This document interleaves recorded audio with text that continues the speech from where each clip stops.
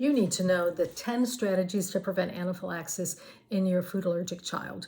We reviewed strict avoidance measures, being an avid label reader, carrying 2 epinephrine auto-injectable devices, wear medical alert jewelry, open communication with all food providers to ensure your child is safe, knowledge of and implementation of appropriate cleaning practices, and this one is teaching family members, caregivers, and loved ones how and when to use epinephrine auto-injectable devices and when to seek emergency services.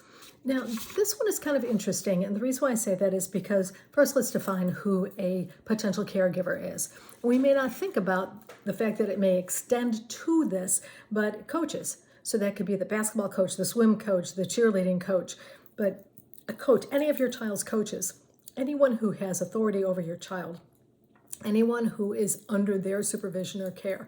So a babysitter, that one's a little more obvious. A teacher at school, a paraprofessional, again, a helper of a teacher at school, grandparents, friends, parents of your children's friends, relatives, siblings, they need to know how to use and when to use these devices.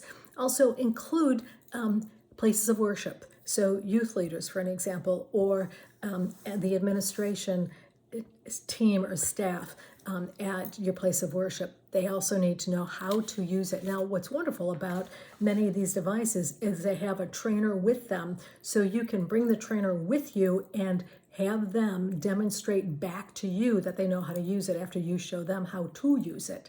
So the question is when to use. So who needs it? Anybody who has authority over your child needs to have the information and knowledge of how to use the epinephrine auto-injectable device, and then when to use it. So we have plans in place that let you know, and anyone who has authority over your child, when to use the epinephrine auto-injectable device. But just to recap, if your child starts having serious allergic symptoms, they are having breathing difficulty, they look like they are going to pass out, or they have passed out, or it looks like their blood pressure is dropping, they're very pale in their face. If they have what we call in medicine a look of impending doom, like they are just terrified, if their throat is swelling, and those are obvious symptoms, immediately administer epinephrine. The other time that you want to administer epinephrine is if 2 different systems of the body are involved. So for an example, if someone is broken out in hives and they have abdominal discomfort, 2 different systems. The skin is one system and the GI tract is the other system. If they have itching of their ears, eyes, mouth, and nose, they're sneezing several times in a row, they're vomiting, 2 systems are involved. You want to administer auto-injectable epinephrine.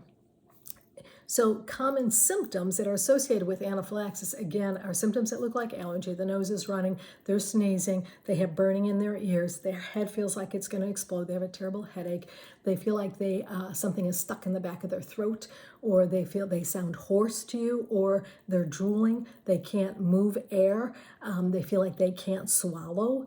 Those are symptoms. Cough, wheeze, shortness of breath, chest tightness are other symptoms. Vomiting, diarrhea, as well as nausea. Those are other symptoms. If they are covered in hives, if they're breaking out, their skin is broken out in hives, and they're swelling, even if they're not swelling and their skin is broken out in hives. So those are all symptoms associated with anaphylaxis. Again, if it is a severe symptom, then you want to administer epinephrine, or if 2 systems are involved, even if it doesn't appear that severe, we recommend that you err on the side of caution and administer epinephrine auto-injectable device to that individual. So that's going to be really important. So again, when do you call emergency services?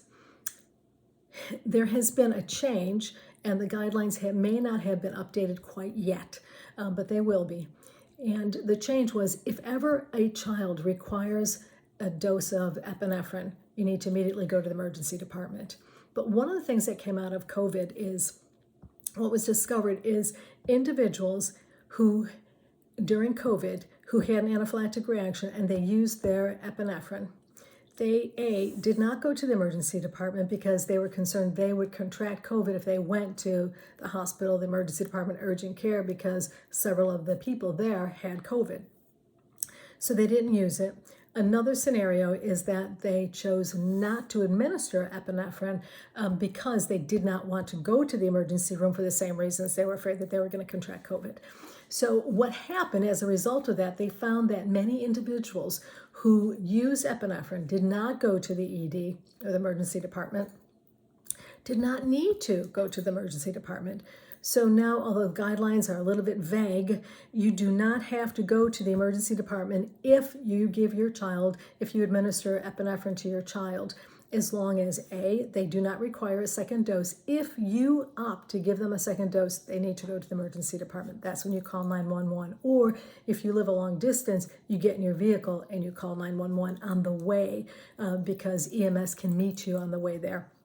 And they have everything in the ambulance that they need to be able to treat your child. So you do not need to go as long as you continue to monitor your child and make sure that their symptoms are not progressing and that there is a turnaround, meaning that their symptoms are going away and they are reverting back to normal. So under those circumstances, you do not have to go to the emergency department. So keep that in mind. So it is something that wonderful that did come out of COVID. So keep that in mind and stay tuned for the next tip.